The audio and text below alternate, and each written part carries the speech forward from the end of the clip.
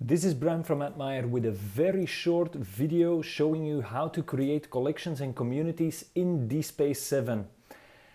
If you go to dspace7-demo.admire.com, you can try this yourself at home. The credentials to log into the system are the same as demo.dspace.org, so just pick them there from the homepage. I have DSpace demo plus admin@gmail.com with the password DSpace.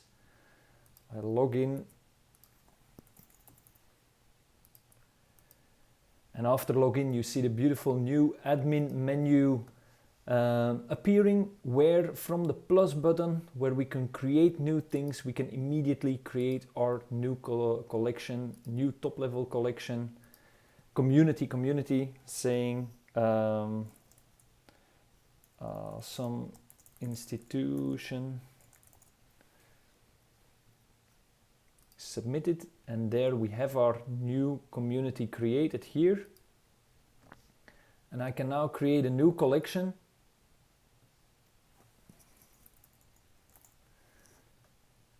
in this community, for example the books collection, and there we can save it. That's how fast it can go, creating collections and communities in DSpace 7.